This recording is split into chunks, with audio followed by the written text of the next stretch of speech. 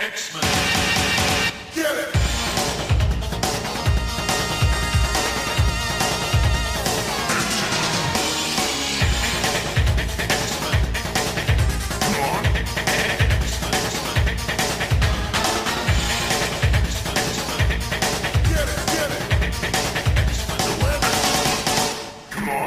Hey everyone, and welcome to another exciting episode of Battle of the Atom.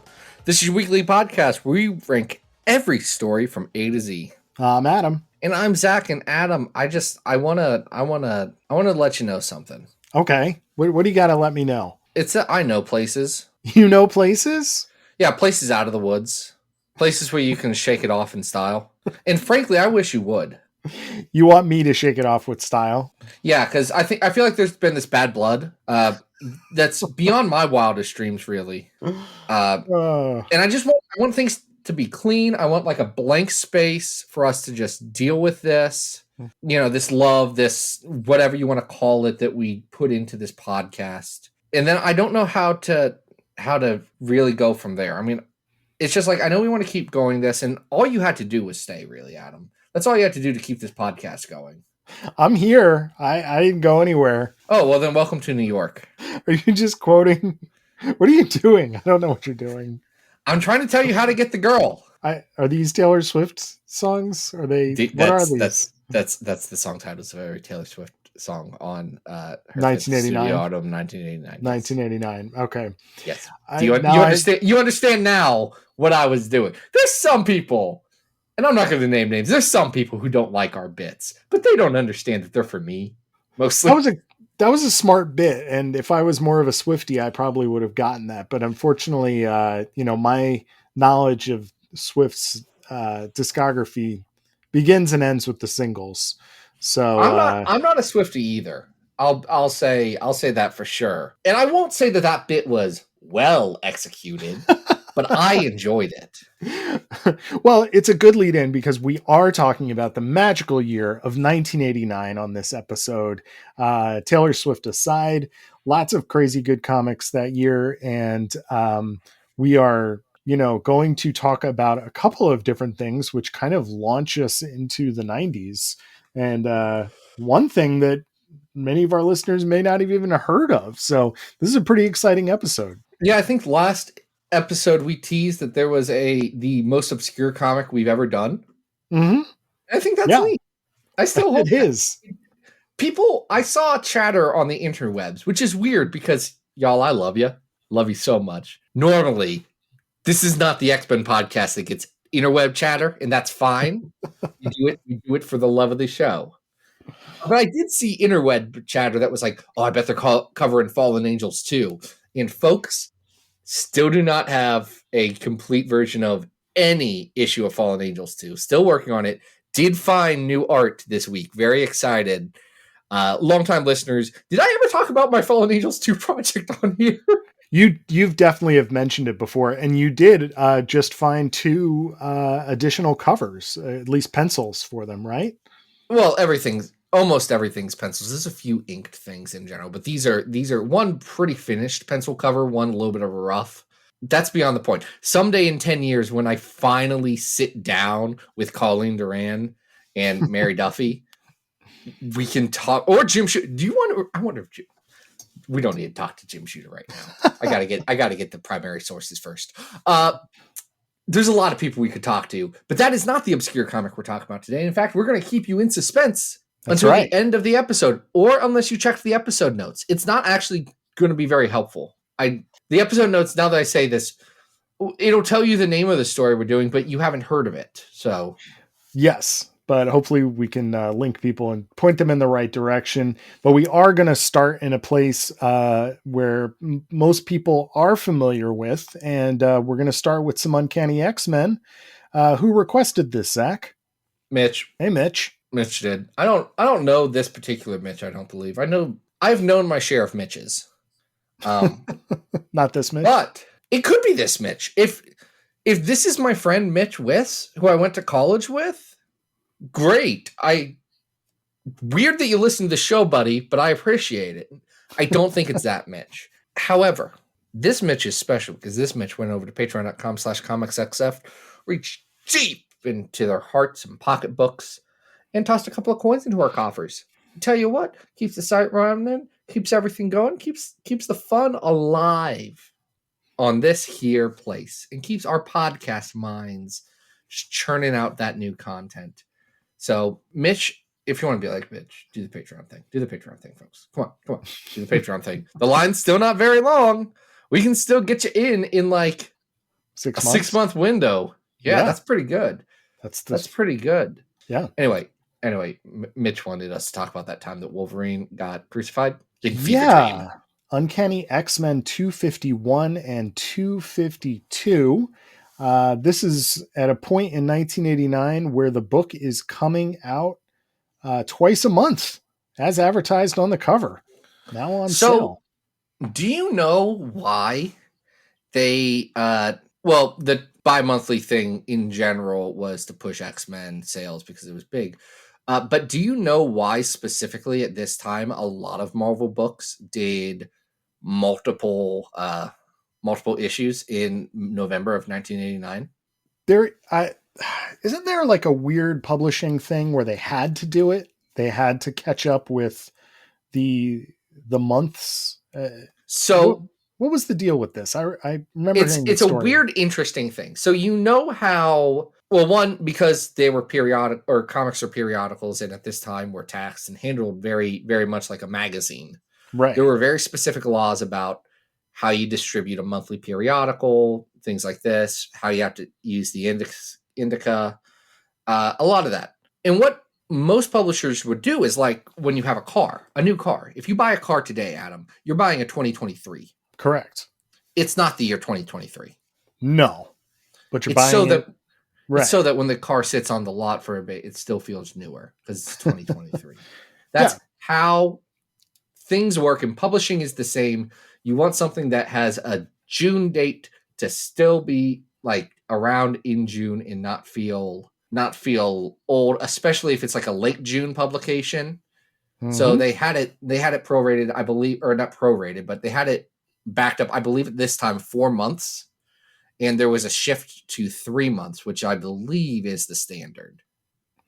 So that was all it was, right? They were just playing catch up. Yeah, they did a weird thing about catch up. Now, could they have skipped a month? I honestly don't know the laws about periodical distribution in the late 80s to tell you enough. I just know that that's what I read once. Okay. Mostly around this issue that has an incredible cover of Wolverine crucified on a St. Peter's cross by Mark Silvestri and Dan Green. And it rules. Yeah. Not only is he crucified on this giant X, he is on top of a mound of skulls. Vultures are flying around. Not the person, the logo. Vulture. It's the creature.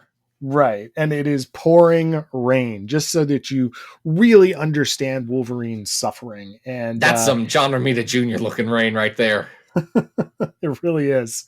Doesn't quite have the shaving cream like rain bouncing off of the surfaces, but the rest of it sure does, right? So at this point, we are wrapping up the Australia era. The Aussie era is coming to an end. We're getting into the Siege Perilous stuff that will wrap up Claremont's run.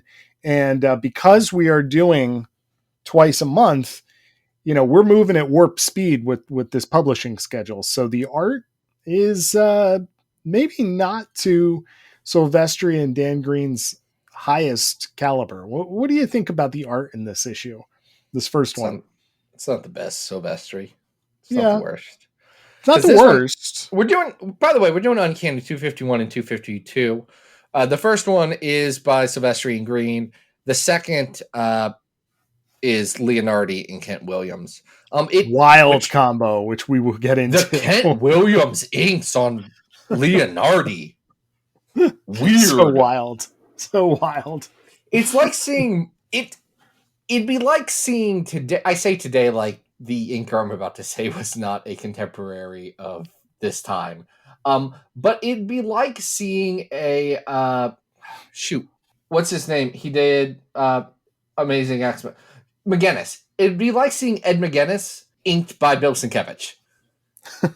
I don't know what that would be, but it'd be a lot like this. get that feel when Sienkiewicz inks Andy Kubert a couple times in the 90s. And it is a very wild look. So for those who haven't read these issues, this is Donald Pierce taking his revenge against Wolverine. And the Reavers.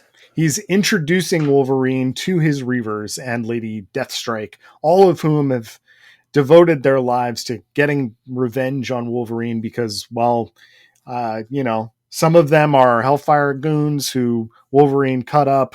Some of them just, have lifelong vendettas against Wolverine. Whatever it is, the Reavers are these fun machine people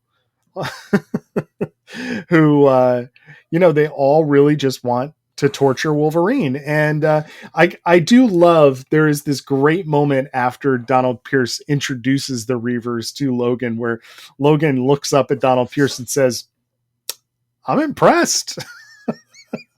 And Donald Pierce is so pissed off. It's great. The Reavers are kind of great. Adam, you know how I'm not an action figure guy? Yeah. Mm-hmm.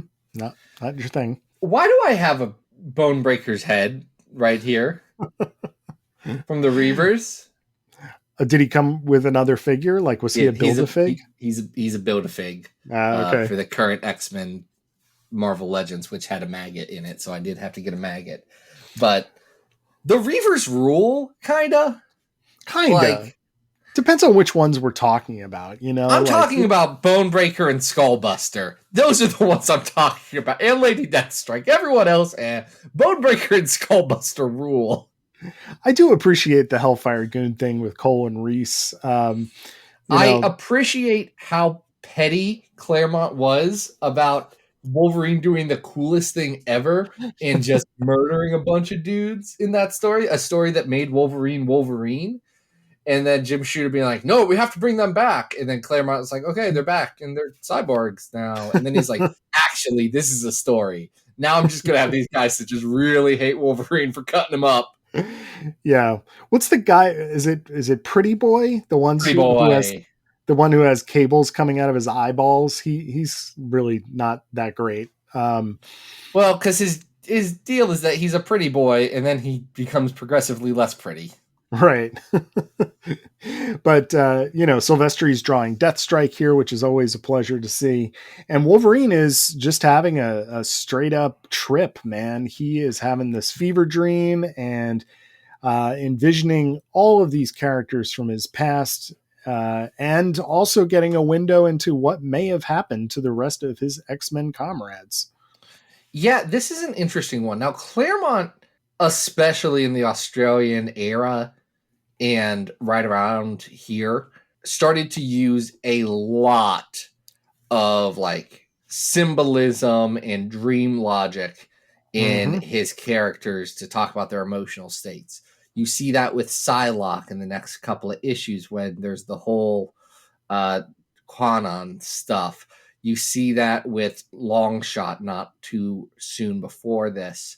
When he leaves the team, you see it with with Matty Pryor. Yeah, like, this is a constant recurring motif that Claremont is doing in 88 and 89. It's interesting to see this happen with Wolverine, who is just kind of going through it. He's struggling. He realizes that the X-Men have been, I don't want to say manipulated, but absolutely manipulated by Psylocke to go through the Seas Perilous and give up all their identity so that they don't die. But Wolverine gets left behind, and the Reavers capture him, and because they're mad that Wolverine kicked them out of their house in Australia. Yeah, that's a big part of it. So, as we were introduced to in the Atlantis Attacks annual, Jubilee is here on the scene and bearing witness to this awful occurrence of pain and agony. And wouldn't you know it, she is going to help Wolverine get off of this. Well, Wolverine gets himself off the cross, but Wolverine slowly, very slowly rips his body off of the crucifix. It's very, very cool. Yeah, because originally he is tied to it, but the Reavers do go back out and nail him with these gigantic wooden stakes to to the X, and Wolverine is like, all right, I'm getting off of this thing now. I've had enough. Is it weird that Claremont doesn't lean into the Jesus imagery more here? Um, I don't expect him to. That's not Wolverine would be usually. a weird choice for it, but it's Yeah, just I understand more than one crucifixion happened on the day they crucified Jesus, even. of course. But Yeah. famously three. But Mm. also that is the most famous crucifixion, and it's kind of a long distance to number two. Well, in the second issue, as we noted, we get the amazing Rick Leonardi back, inked by Kent Williams, and it is a very strange combination. But it also, whereas the Silvestri issue is a little bit loose in terms of its art, it tightens up and it actually gets a little bit more graphic and bloody, I think, in the way in which it's being depicted. Wolverine is very confused about who this Jubilee person is. He is having hallucinations that will carry on for many issues of Nick Fury and Carol Danvers. And the Reavers are just trying to, trying to kill these guys. And luckily, they're able to escape despite, Donald Pierce sending the whole group after them, including some like robot dogs. Donald Pierce's robot dogs now. It's fine. So that's basically the story. It's interesting to go back to this, and I remember the Australia era so fondly, but it is interesting to see just how kind of loose and almost experimental this starts to get as we go into the Siege Perilous era. And some would argue, and I'd say rightly so, that the Siege Perilous era drags in some parts. There are story elements that are better than others. But it's a bold move. Claremont is absolutely trying something here. And I like that he's setting up Wolverine with a new sidekick in Jubilee that Claremont will eventually learn to write better. And then more importantly, Larry Hama will learn to write better. And we have a lot of fun in this. But I would say the cover is easily the most memorable thing about this story. Oh, absolutely. And strangely enough, the Silvestri issue doesn't work as well for me as the Leonardi issue. Normally it's Silvestri who's doing the classic art here, but that second issue feels a little more visceral because of the artwork. But again, not a lot is happening here. The most important thing story wise is part of Wolverine's visions. He does see that Psylocke and Havoc essentially get everybody to agree to go through the Siege Perilous. And then it appears that Donald Pierce destroys the Siege Perilous. So you really don't know what's about to happen next. And we don't find out for a few issues anyway. We don't find out about Havoc for like a year. Yeah, until Extinction Agenda. So, it's Claremont taking some chances. And I enjoy this, but I don't think it is, at the heights of what maybe that rest of that era had to offer. Well, we'll talk about the highs and the lows of that era on our big old list because that's what we have on this podcast, Adam. Do you know how many X-Men stories we've ranked? 600 and something or other. 678 on the road to 700. Wow, we're getting close again to another milestone. Wow. Adam, we're always on the road. We're on the road again, and we cannot wait to get back out there on the road again. Yeah. On that road to 700, the number one story is House of X Powers of 10. The number 100th story is X-Men / Alpha Flight. Number 200 on this list is X-Force 1 and 2, a force to be reckoned with. Number 300 on this list, is the X-Men to Protect and to Serve anthology series. That's one we haven't thought about in a while. Number 400 is ROM 17 and 18. You ever think about ROM the Space Knight? All the time. Constantly thinking about ROM the Space Knight. Number 500 is Dazzler 38. That's when she fights the X-Men. Number 600 on this list, I tell you what, it's X-Men Survival Guide to the Mansion. Ooh. Which is spiral bound. It has great art. Number 678 is the Draco. Hey, Adam, how do you feel about this compared to the Acts of Vengeance stuff where Psylocke becomes the Psylocke we know. Where do we have that on the list? That's pretty high, isn't it? We have that at, I don't know. Hold on. Acts of 140, yeah, right? we have that at 140. This is not This as is no. Hey Adam, when we finally do the ranking issue, we should probably put that time. I need to put Red Skull on a hole above the Uncanny X-Men Acts of Vengeance. I keep thinking about that time Red Skull got put in a hole by Magneto. It gets better as you sit with it. Yeah, it's a really nice moment. I am looking all the way down at 301 at the cocaine arc of Wolverine. Is Not this as good better? as cocaine. Not as good as cocaine. And I don't think it is. I mean, it has the classic cover, but I think we're probably in this era. I do think this Adam, is. you know how all the deviants came to Krakoa recently? Yes, yeah. Spoilers for the latest issue of Acts Judgment Day. But you know how all the deviants came to Krakoa? I did, yeah. Do you think Spore, the deviant that was a sentient pile of cocaine, ended up there? Wait, Spore is a deviant? I had no idea that. Spore's a deviant, buddy. That's crazy. That'd be really funny if Spore was just floating around.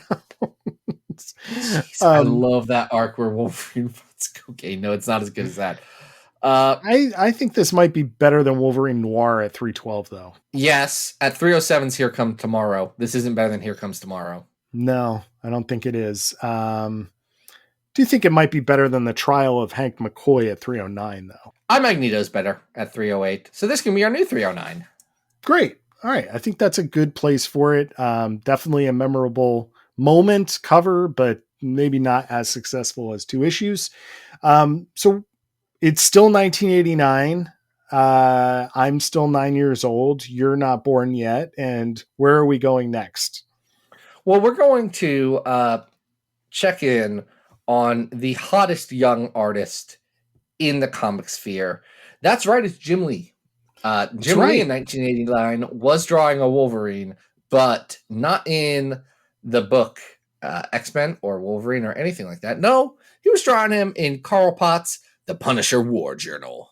And so we did neglect to mention that in Uncanny 251, the cover is by Jim Lee. So and it is by Jim. And by the time that issue had come out, there was already Jim Lee's first issue of X-Men where they were trying him out. But before that, this is the book he got real popular on, Punisher War Journal 6 and 7. And can it be that it took till 1989 to get Punisher and Wolverine in the same book? Well, what you got to remember is that Punisher wasn't the most popular guy. He was still popular. But like the 80s, it took a bit from when Punisher's introduced for Punisher to like click, right? Yeah, no, that's true. You know, because he goes from this like Spider-Man antagonist, and then it's really not until I would say the mid to late 80s, right? When does his solo series start? That's what I was checking. 85 is when the first Punisher miniseries comes out, and that's a 5-issue. Yeah. And then the Punisher run that runs until the end of the 90s. That one starts in 87. So right before War Journal. Yeah. And you know, Punisher at this point is, you know, street level thugs. He's going to take out crime families, and he's still very and the government. Yeah. He's very much into, you know, fighting the man, trying to keep the streets clean as best he can. So there is a bit of nobility in what Frank is doing. But of course it always involves Uzis and killing random, like dozens of people who some of them may not deserve it, but it's the Punisher. And I don't want to do Punisher discourse on here. Folks, we don't need to judge if the Punisher is worth publishing or not, or anything like that. If you want to read a Punisher story, you know what you're getting into. I think that's like, you got to know if the Punisher is right for you. Well, and it can be, as we mentioned, I think last week, it can be a silly premise, as this story is pretty darn silly because Frank is tired and his buddy in a chair, Microchip, decides that to take a vacation, what should Frank do? Frank Castle, the Punisher. Yes. Franklin Castiglione. Uh, he should go hunt dinosaurs in Africa. Dinosaurs. I'm sorry, it's Francis Castiglione. Oh, well, we got to get that right. So, He's the Italian. I should have known it was Francis. That's on me. So the premise here, Carl Potts is writing this story. Jim Lee is drawing and inking this. And Jim Lee is not Jim Lee yet. Would you agree with that? Like he's about almost Jim Lee though. He's almost there. He is a year away from doing some of his career defining work on X-Men and just like leveling up to a godhood, right? He's not quite there yet. Like his the body movements of his characters are still a little bit stiff. He's not quite there, and he's not experimenting with layouts or doing anything out of the ordinary. He hasn't paired up with Scott Williams yet, but we're still getting a taste of just how good Jim can be, because our basic premise here is that Frank is going to tag along with a group who is going to somewhere in Africa. I don't know if they ever really specify where that is. Listen, it is the Republic of the Congo, actually. Congo. Okay. They are going to hunt down like brontosaurus who live there for some reason. There have been dinosaur spottings in the Congo, and there are some interesting people who don't know the Savage Land exists. Meanwhile, Wolverine is hunting down a group of poachers who are skinning wild animals like leopards. And of course, Wolverine hates poachers. That's right. I don't want to say it's weird. It is a defining character trait of his since like day one that he's like very respectful of animals. He will hunt and kill an animal if he needs to. But like, he does not care for the fur industry. Let's say that. No, he does not. So we have Wolverine hunting down what he thinks is going to be a poacher. You have the Punisher trying to figure out a mystery, because it seems like as part of this group, there's someone up to no good, looks for the dinosaurs for the wrong reasons. And when you're looking for dinosaurs, folks, it has to be for the right reasons. It's just like The Bachelor. It's got to be there for the right reasons. You got to be there for the right reasons. So when they do finally meet, they both think that each other are the villain. They go at it for a little bit before realizing they're both dum-dums. And then they go at it hard too. It's like, This is not a normal superhero meetup fight. This is the Punisher and Wolverine doing their hardest version of a superhero meetup fight. And it kind of rules. Yeah, Wolverine's got his claws out. He is ready to, cut some arteries and drown the Punisher, it looks like, at the end of issue 6. The Punisher likewise is just, he's out to kill too. There's some questionable, like, weird stuff in here about the expedition in the Congo interacting with the locals that has aged poorly. These white hunters are respectful of the people there, but it doesn't seem like it's informed by any real understanding of any culture. I do not believe, like, I read this with a critical eye, and where I come down on it is I think Carl Potts was trying to be respectful of these people. He also has no idea anything about these people. So he's like, right. I don't want to like make fun of them, but I also do not understand anything about the Congo or any of the peoples in it.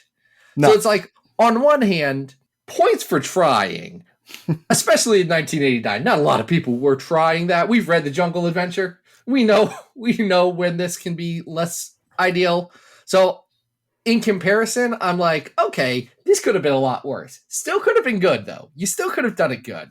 So anyway, it does turn out that the beautiful wife of the guy leading the expedition and her henchmen are the ones who are not only responsible for trying to kill and poach the dinosaurs, but are also responsible for the murder of a boy that found out what they were up to. So, Do you you think? know, Do you think Francis Castiglione takes kindly to boy murderers? oh, he does not, and we see how that plays out because he does kill one of these two people, and I think does he shoot the other one too? Yeah, he's the Punisher. He does make sure that they are not breathing anymore. Yes, Wolverine. I mean, excuse me. Frank does leave the henchman tied up in a leopard skin so that animals will come and eat him, and Yeah, we see it's his desiccated skeleton at the end of the issue. So listen. It's again. It's a Punisher comic. You know what you're getting into. You're going to see bad people get their just dues from the Punisher. yeah. So the actual like interaction time between the two characters is if you think about it in real time, it's not really that long, but you do get enough of their interaction for Wolverine to like, cut through one of Frank's giant guns and Punisher to punch Wolverine's face only to realize that it's adamantium and go ouchie. So it's fun. It it's exactly the comic that it says it is on the tin. Like it is. If you want to read the first time Punisher and Wolverine met, check those boxes. This comic has it all. Yeah. It's got a part where Frank's just wearing a black shirt where the sleeves have been blown off, and he finds some chalk because it's about to be Punisher time. And before he does Punisher time, he makes a skull out of chalk on his shirt. And it rules. Yeah. It's really silly. Really he is silly. nothing but consistent with his branding. He's got to put the skull on the tank top. He's got to put the skull on it. He's like, no, this is mine. This is my skull. Yeah. So if you've never checked out, Jim Lee pre Uncanny, this is a good, thing to look at, and also kind of a fun interaction because, I do think the main attraction is seeing the evolution of Jim's art and seeing him draw Wolverine for the first time, which is pretty exciting. It is very exciting. And you can just like the covers on this series for the next little bit are all by Jim for the most part. And you can see him level up very quickly in that time. Like by the time you get from issue 7 to issue 19, where somebody rented a jet ski to the Punisher, and they got to kiss that baby goodbye. Yep. When you get to that point, you can see, oh, this is Jim Lee now. Like this is Jim Lee. Where 6 and 7, you can tell this is going to be Jim Lee. Yeah. So definitely worth checking out. And but I do think that the whole sort of like African quest is, I don't know how well that's really aged. Not super. No. Is this the best Wolverine poaching story we have on this list? Well, we have another one that's I remember not being very good at all and being kind of low on the list. So I do appreciate Logan's initiative here, at least. Yeah. Because 406, that's Come Conquer the Beasts. That's that Savage Wolverine story. Is this better than that? Yes, absolutely. And, even if we just look at it from an art perspective, I think it is. But, I don't think it's that good, if we're looking at it from anything other than an art perspective. So I certainly don't think it's as good as the Fever Dream we just talked about. Here, Adam, 401 is ROM 17 through 18 hybrid. Well, right above that is Extinction Agenda, in which Jim Lee's art is some of the best of his early career. I mean, or even his entire career. So I can't put this ahead of Extinction Agenda. We can't. It is shorter than Extinction Agenda, and it doesn't have Rick Leonardi doing just some of the absolute worst art he's ever done. Poor Rick, whose art I do really enjoy elsewhere. I do think this is probably better than Savage Wolverine 6-8, Hands on a Dead Body. How do you feel about it compared to that Captain Britain story? Captain Britain in the MI13 1-4, where they what do they do? Oh, they stopped the Skrull invasion. This is more fun than that, I think. This is better than that, yeah. This is better than that. Let's make it 402 right under Rom. Great idea. I think that's a wonderful place for it. And drum roll, please. We are going to talk about the, as promised, most obscure X-Men story we've ever talked about. And that's mainly because it was never published. You're right. Now, we have talked about things on this podcast about we want to make sure so far everything's been official. Everything has been a Marvel Comics. Yes. We have stretched that on occasion, one way or another. But it has all been official Marvel Comics. Mm-hmm. Yeah, so this is not they are all finished. That's the other thing. They are all actually comics with words in them. Yes. Like, so we could read it and say, I know what this story was. So this is a fully penciled issue with letters and sound effects.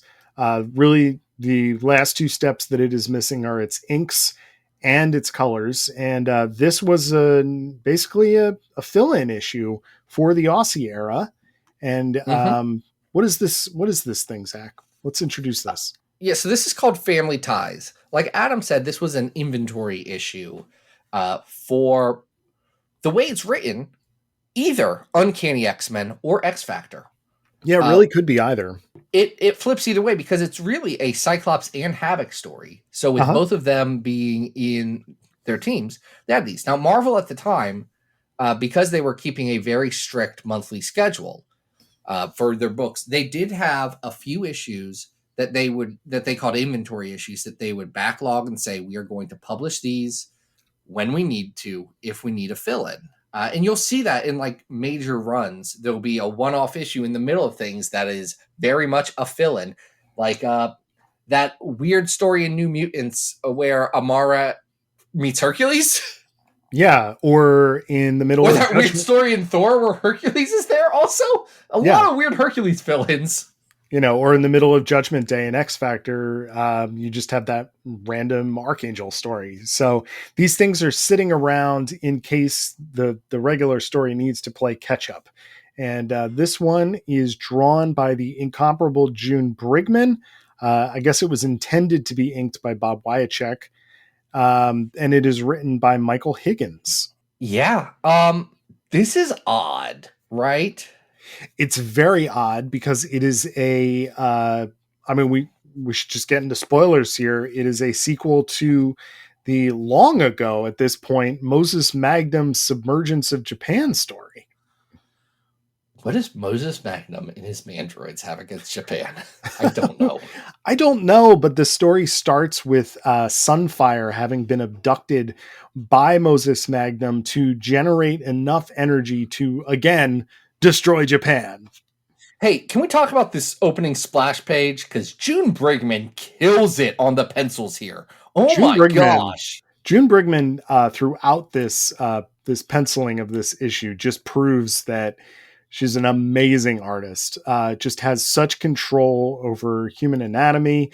There's some absolutely wonderful things happening through here. And this is no like quickie job. Like you can tell that an incredible amount of effort went into each one of these because they're not just line art. They're also each shaded. So this thing is ready to go for inks. Yeah. I mean, like you can even see where they're saying, okay, put in the spot black here, do what you need.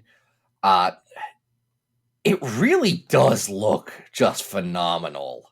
Yeah. I think June is doing just incredible work, and it is almost a shame that this didn't get published just to be like, just so that the world could appreciate June Brigman more. June's doing fine with Mary Worth now. It's okay. June's I think that's terrific. Yeah. I'm happy for June. Oh my gosh, though, some of these pieces are so good. Yeah. So near Tokyo, we have Scott and Alex's grandparents who are going on a cruise vacation on a state-of-the-art solar-powered cruise ship. This is very exciting and critical to the story. Yeah, they are. And they're just enjoying life. They're finally getting a break from Alaska. And wouldn't you know it,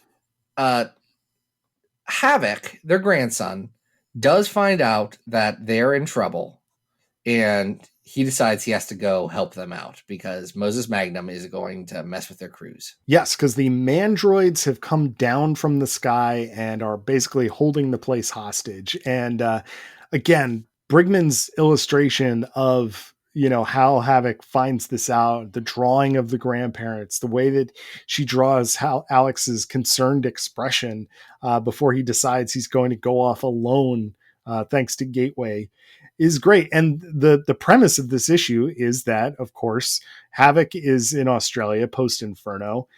Cyclops is hanging out and almost lamenting the addition of Nate Gray to the family, which is really weird. He's like, "What kind of life am I living for my son? He has to deal with these hardships of living in a very cool spaceship tower." Yeah, I mean he's really somber about this, which is just stupid. And he's like, "How am I going to be a dad? I was an orphan." Like, calm down, Cyclops. You're an adult. You can figure it out. So Buddy, he I have faith in you, Scott, so much. Yeah.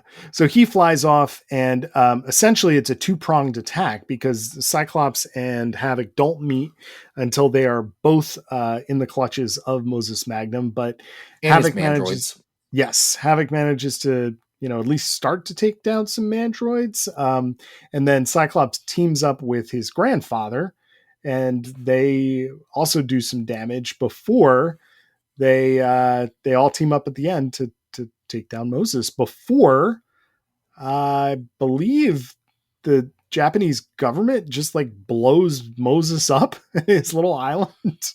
Yeah, there's a lot of weird stuff going on. You do get what you want. Like, Philip Summers does get to fly a spacecraft, which is great.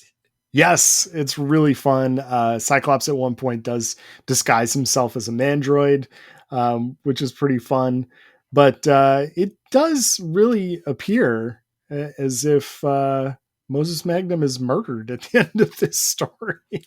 To be fair, Moses Magnum did try and blow up Japan more than once. Yeah.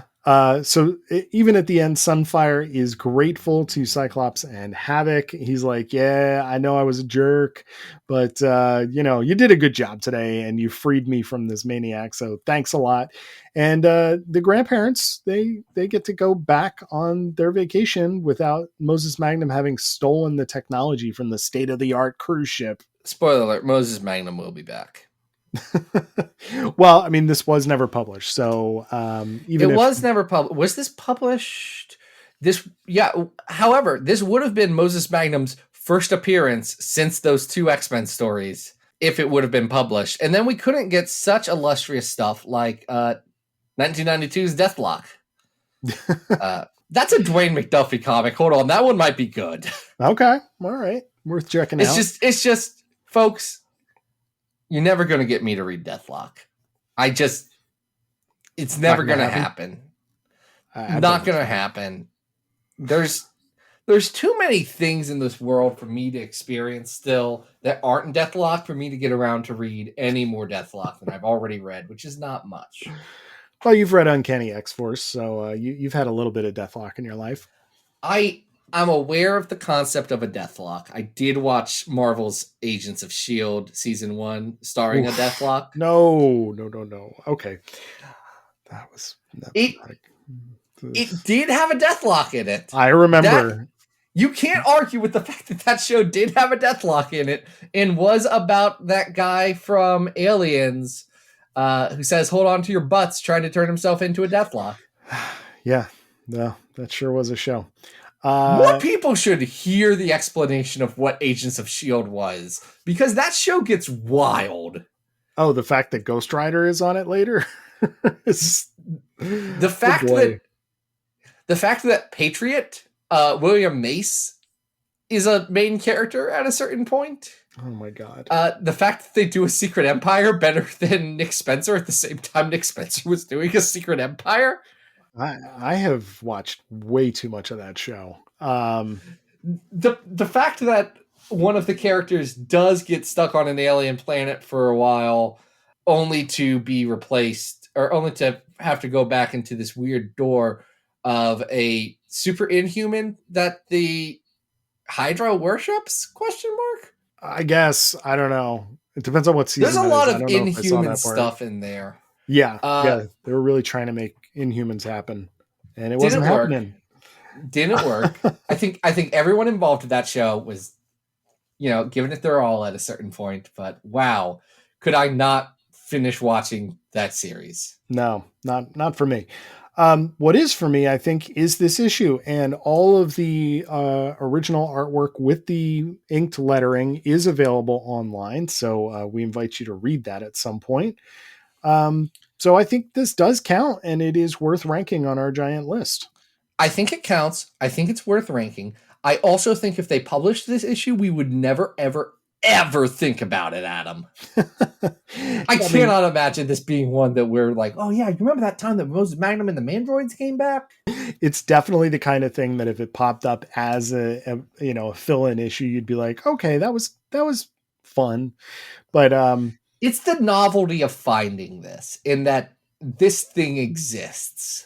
Yes, I will say that in terms of it being from this era, it is a lot better than, let's say, Roy Thomas's shot at it in the summer special.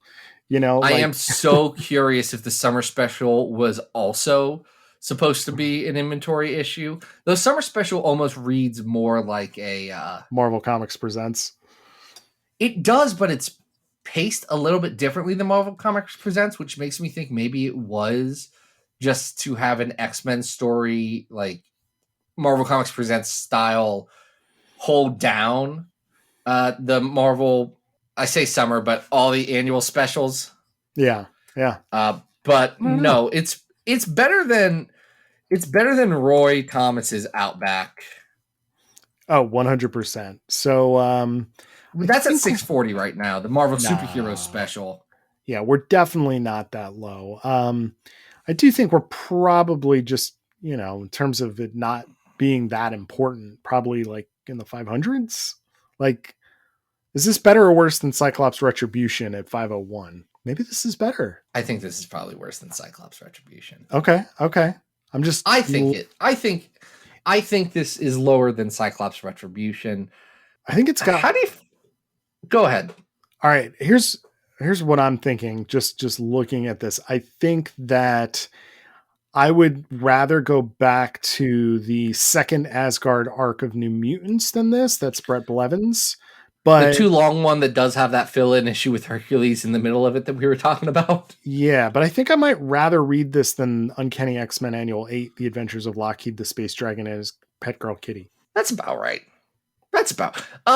Look around. Tell me if I'm wrong. I would rather reread Alpha Flight 106 than this, which is right under that. Yeah. But I would not rather reread X Factor She-Hulk Secret Invasion, that time that we just don't talk about some of the art in that. Yeah. Because it kind of hurts the legacy of some creators we really like. Well, then let's make it our new 516. I think that's a good place for it. That's good. We'll go with 516 for Family Ties. This unpublished inventory issue that is just very weird. Y'all check this out just for the novelty of it. It's fun. So rarely can we say that, oh yeah, go check out this weird, obscure thing. At least read this one and be like, okay, that's a thing that did not actually happen, but could have. Yeah, absolutely. There's an alternate world where we're like, yeah, man, this one weird issue of Uncanny, I don't know about it. I don't know why in Judgment War they took 2 issues in the middle of it. One to talk about Cyclops in that time that he went to Japan to save his family's cruise ship. And the other about Archangel being the sad boy. It's just the way it was. But definitely worth your time. They stopped doing those because they realized, oh, this is expensive. Yeah. A little confusing. Yeah, there are a scant few of these out there that aren't published. The one that I'm most surprised about is there's a lot of art from a Rob Liefeld New Mutants fill in. Yeah, but that's not complete, right? It's not complete, but it's like, I mean, the art's the expensive stuff. You and me could script that and like be like, and we wrote a comic with the Rob. We did it today. We don't own the artwork. I do believe the Walter Disney Incorporated group They do own that legally, Yes. so we can't do anything with it. No, but that one's not nearly as complete as this one. So no, because this one is 100% complete, thus allowing it to be on this list. And that's it, folks. That's our episode. nice. Thanks for coming to 1989 with us. I want to thank Mitch specifically for coming to 1989 with us. Thanks. Do Mitch. all the things I said earlier about Patreon. Hey, Adam, what do you got going on? Well, folks, the day this comes out is the day before my birthday. So Happy birthday, Adam. We can't sing the whole song because wait, no, it's fair use now. We got it. Anyway, if you do hear this in time, Tuesday, August 30th, I am doing a little giveaway on Twitter.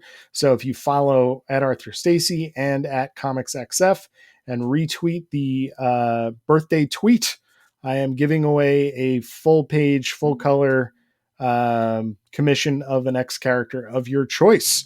So check that out and good luck. And Zach, what do we got going on next week? Next week, we are going to present some things Marvel Comics style. Ooh, okay. We're doing Marvel Comics present stuff. It'll be weird. Yeah, as always. These are some weird ones. I've got one in here. They're all weird. But yes, these are weird. I was about to say, has there ever been a good Marvel Comics Presents story? And no, Weapon X was serialized in Marvel Comics Presents, and that story kills. So there's always that one to lean on. Everyone talks about bringing back Marvel Comics Presents. No one talks about bringing back Marvel Comics Presents. What am I saying? What am I saying? Anthologies don't sell these days. That would be a wild choice to do. But until then, folks, this has been Battle of the Atom, and we hope you survived the experience. Get it!